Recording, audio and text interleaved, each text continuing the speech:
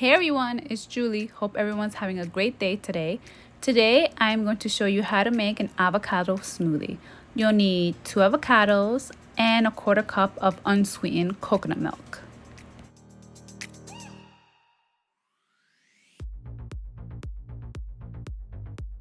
Don't forget to subscribe, like it, share it, comment, love it.